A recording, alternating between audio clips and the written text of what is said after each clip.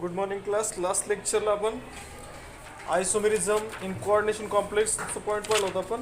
त्याच्यामध्ये stereo आयसोमर्स and इनएन्शोमर्स आपण last लेक्चरला बोललो. स्ट्रक्चरल आयसोमेरिझममध्ये linkage isomerism, ionization isomerism, solvate isomerism, hydrate isomerism and ionization आयसोमेरिझमचं लास्ट पॉईंट आपण घेतलं होतं. त्याच्यानंतर factors which affect the stability of the complex हा पॉईंट आपण लास्ट लेक्चर घेतलं होतं. आताच्या लेक्चरला आपल्याला स्टडी करायचं व्हॅलन्स बॉन्ड थेरी. कोऑर्डिनेशन कॉम्प्लेक्समध्ये जी व्हॅलन्स बॉन्ड थेरी आहे that theory we have to learn here. Valence bond theory.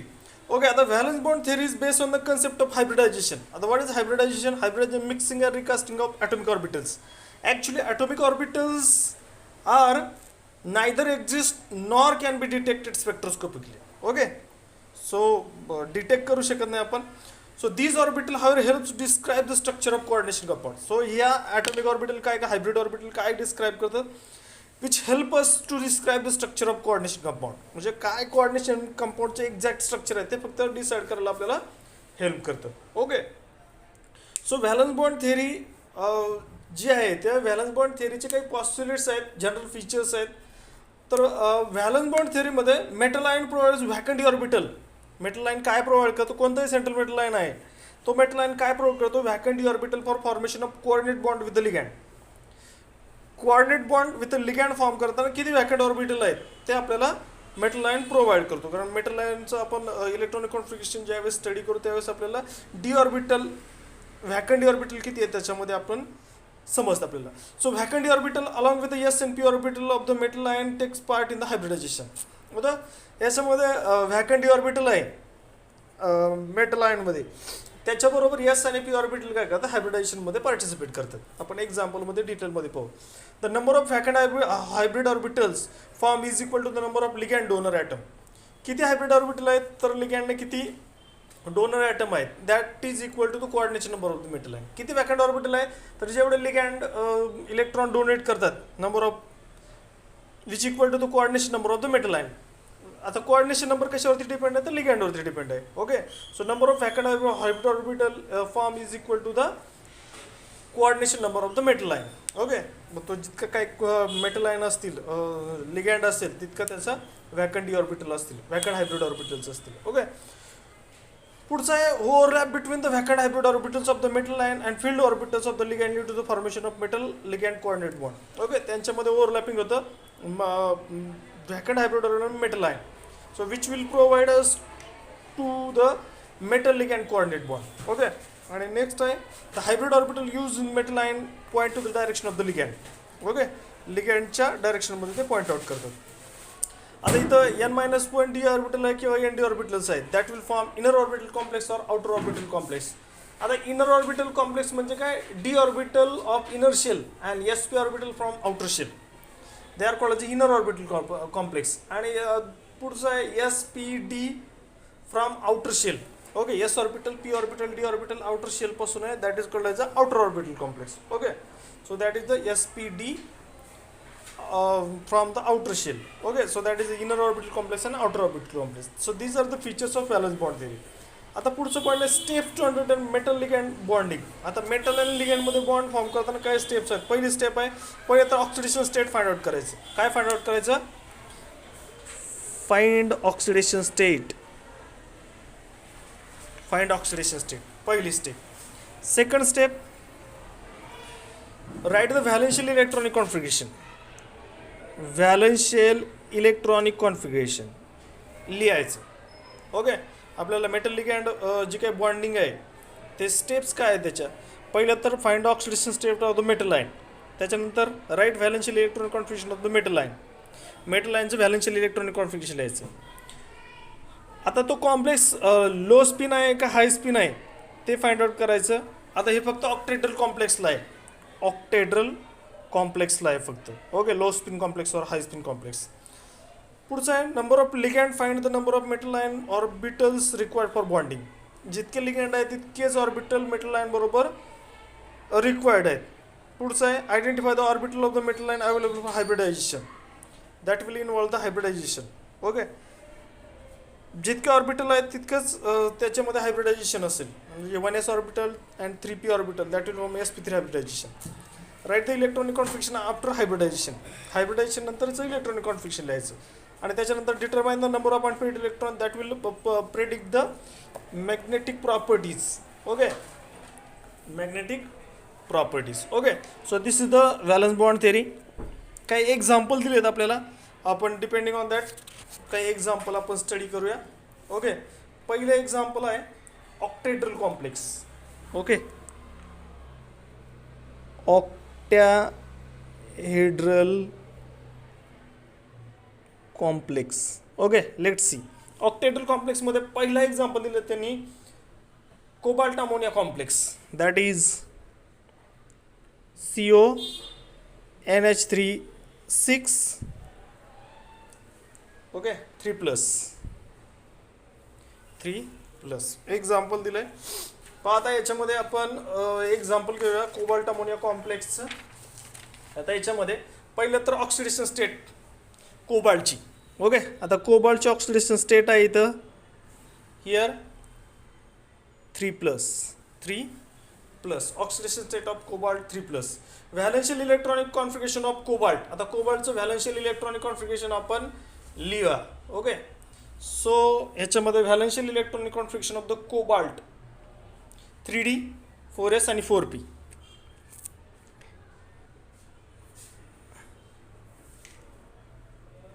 One, 2, 3, 4 and 5. This is the 3D.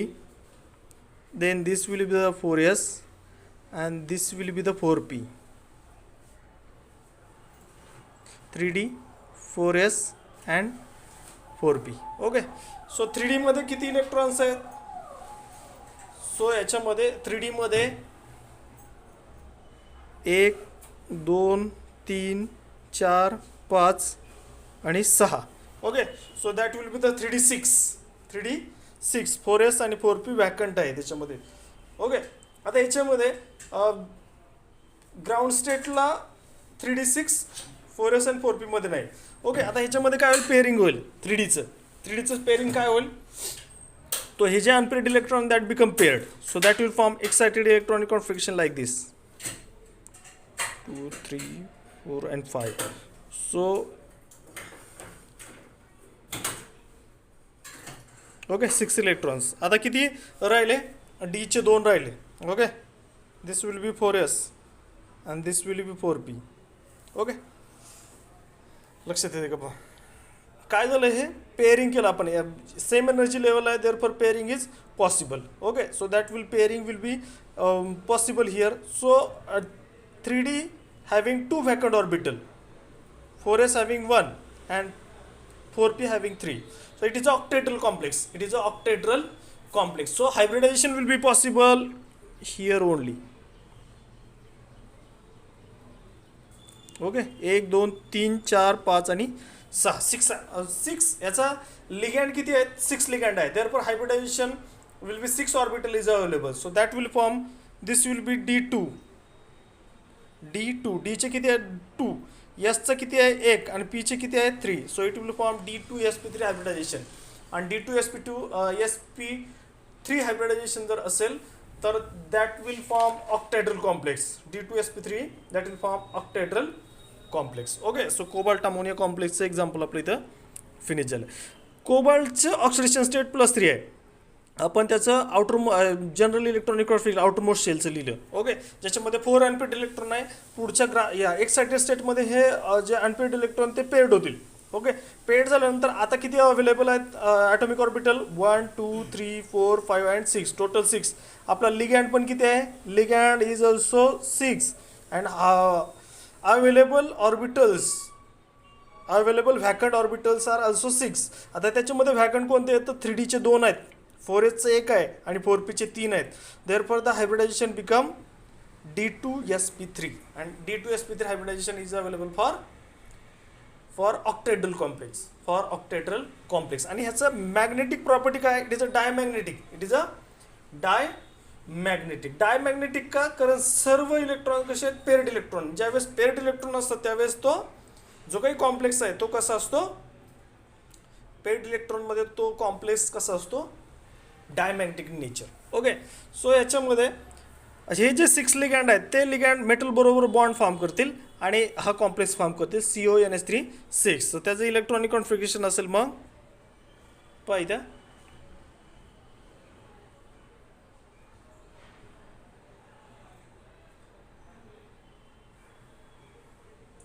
Okay. हा झाला कोबाल्ट 3Dचा कॉम्प्लेक्स. ओके. आणि आता पुढचे जे आहेत ते 6 1 2 3 4 5 आणि 6. So that will form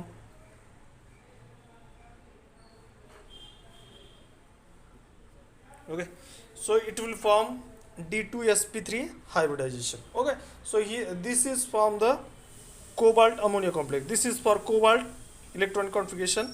Okay, hybrid orbitals of cobalt, and this is orbital of the ammonia molecules that will combines with the cobalt and form a hybrid orbital, that is the CO3 plus undergoes D2sp3 hybridization. So it is a diamagnetic nature.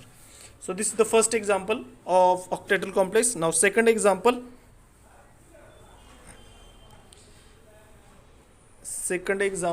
that will be COF6 cobalt fluoride 3 minus. Okay. आता याच्यामध्ये oxidation state of कोबाल्टची oxidation state किती आहे? So that will be the 3 plus. Valential electronic configuration of the cobalt. परत तेच जे आपण last पाहिलं होतं ते 1 2 3 4 आणि 5. पहिला इलेक्ट्रॉन पेअर्ड आहे आणि नंतरचे सर्व अनपेअर्ड आहेत. Okay. 4s and 4p vacant आहे.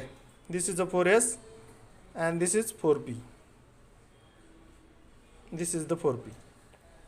This is the 3D 4s 4p. कशामध्ये ऑक्टेट्रल कॉम्प्लेक्स पाहतोय आपण. Second example hexa fluoride cobalt complex, hexa fluoride cobaltate. Okay. हा जो काही कॉम्प्लेक्स आहे हा कॉम्प्लेक्स आपल्याला आता याच्यामध्ये लिगँड किती आहेत? लिगँड परत 6 आहेत. 6 लिगँड आहेत, त्याच्यामुळे 6 हायब्रिड ऑर्बिटल त्याच्यामध्ये possible. Number of vacant metal ion orbital required for the bonding with the ligand would be 6. Okay. का लिगँडचा नंबर 6 आहे तर व्हॅकंट हायब्रिड ऑर्बिटल पण किती पाहिजे? 6 पाहिजे. त्याच्यासाठी काय होईल? This ground state electronic configuration become excited state, आणि एक्साइटेड स्टेटमध्ये काय होईल? त्याचं पेअरिंग होईल. ओके.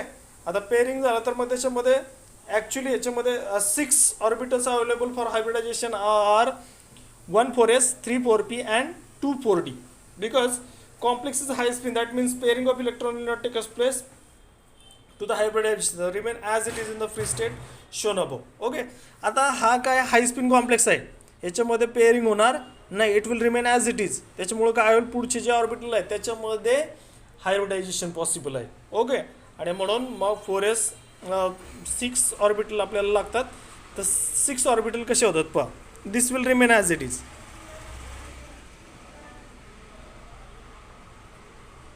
1 2 3 4 आणि 5. 1 2 3 4. ओके. आता हा 4s आहे, हा आहे 4p. 4s 4p आणि 4dचे परत डीचे पाहिजे 1 2 3 1 2 3 4 आणि 5. दिस इज 4d. आता आपल्याला व्हॅकंट 6 लागतात. मग हा 1 2 3 4 5 आणि 6. ओके. इथपर्यंत. सो द हायब्रिडायझेशन बिकम 4sचा 1 4pचे 3 आणि 4dचे 2. So that will form sp3d2 hybridisation. sp3d2 hybridisation. Okay. So याच्यामध्ये sp3d2 हायब्रिडायझेशन आपल्याला मिळेल. ओके. आणि ऑक्टॅहेड्रल कॉम्प्लेक्स फॉर्म होईल. ओके. आणि हा परत पेअर्ड आहे. सो इट इज याच्यामध्ये अनपेअर्ड इलेक्ट्रॉन्स आहेत. Therefore it is a paramagnetic nature. It is a paramagnetic in nature. ज्यावेळेस पेअर्ड इलेक्ट्रॉन असतात त्यावेळेस डायमॅग्नेटिक नेचर, ज्यावेळेस अनपेअर्ड इलेक्ट्रॉन असतात त्यावेळेस पॅरामॅग्नेटिक नेचर. ओके. समजलंय? पुढचं point.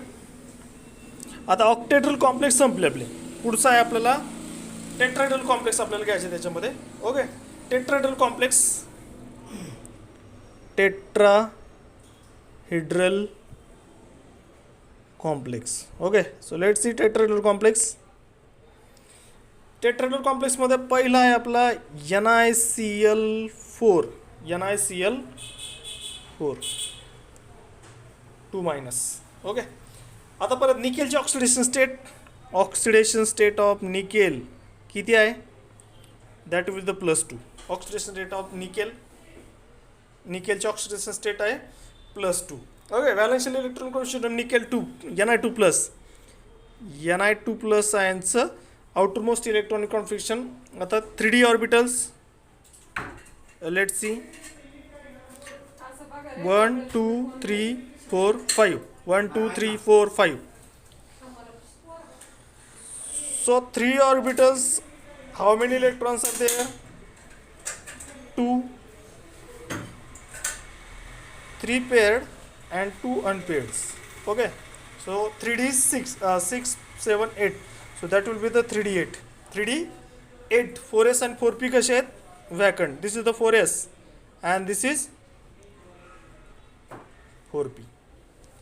4s and 4p are vacant. Okay, so that will be the 3D8 4s 4p.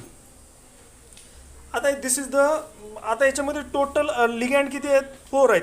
तर 4 unpaired electrons पाहिजे आपल्याला, 4 व्हॅकंट ऑर्बिटल्स पाहिजेत. 4 orbitals on the metal available for the hybridization. Okay, आता कोणते 4 आहेत? तर याच्यामध्ये हा जो 4s 4p3. ओके, हे अवेलेबल आहेत आपल्याला कशासाठी? 4 लिगँड आपल्याला, 4 व्हॅकंट मेटल आयन ऑर्बिटल्स आपल्याला रिक्वायर्ड आहे bonding of the ligand with most 4 metal ion. Okay, so तो 4 अवेलेबल आहेत. एसचं 1 अँड पीचे 3, so that will form sp3 hybridization. Okay, the 4 metal ion orbitals of the for the bonding with the chloride ligand are derived from sp3 hybridization. So 4 vacant sp3 hybrid orbital nickel 2 plus overlap with the 4 orbital of the Cl minus ion. Okay, निकेलचे जे काही sp3 hybrid orbital आहे निकेलचे overlap कशाबरोबर होतात? 4 orbital of the chloride ion. 4 orbital of the chloride ion. So निकेलचे vacant sp3 hybrid orbital आहे ते क्लोराइडच्या ions बरोबर 4 orbital बरोबर काय होतील? ओव्हरलॅप होतील आणि कॉम्प्लेक्स फॉर्म करतील. That is the tetrahedral complex. Okay, आणि याच्यामध्ये अनपेड इलेक्ट्रॉन्स आहेत. इथे अनपेड इलेक्ट्रॉन आहे, therefore it is a paramagnetic in nature. It is a paramagnetic in nature. Okay, so this is the NiCl4 complex. आणि tetrahedral geometry आहे तर Ni, this is Cl, this is Cl, this is Cl and this is Cl. Okay, 2 minus. So this is the tetrahedral complex. Okay, NiCl4. पुढचा point आहे आपला tetrahedral कॉम्प्लेक्समध्येच आहे, sorry square planar complex आहे. Square planar complex, square planar complex. Okay, let's see square planar complex NiCn4 2 minus, NiCn4 2 minus. Okay, oxidation state of nickel, निकेलची oxidation state काय? Ni2+ ची +2. व्हॅलेन्शियल electronic configuration आपण लास्टच पाहिलं. 1 2 3 4 and this will be the 5 paired paired paired and this is unpaired. Okay, so this is the 3D8 4s and 4p चे 1 2 3. Okay, vacant याच्यामध्ये आहेत. So ह्याच्यामध्ये number of cyanide ligand is 4. सायनाइडचे किती ligand आहेत? 4. So number of vacant orbital vacant metal ion orbital required for the bonding with the ligand would be 4. The complex is square planar. So Ni2+ ion uses dsp2 hybrid orbital. Okay, काय use करतात त्याच्यामध्ये? Complex ions कसं आहे? Square planar आहे. Okay, so 3D electrons are paired to hybridisation and electronic configuration Ni2 become. आता इथं ह्याच्यामध्ये square planar complex आहे म्हणून 3D काय होणार? पेअर्ड इलेक्ट्रॉन्स होणार याच्यामध्ये. So it will form 1 2 3 4 5. Okay, हे पहिले 3 ऑर्बिटल काय आहेत? पेअर्ड आहेत. नंतरचे 2 याच्यामध्ये हा इलेक्ट्रॉन एक साईड झाला तर 4s 3D मध्ये 1 4sचा 1 2 झाले आणि 4pचे 2. Okay, So that will form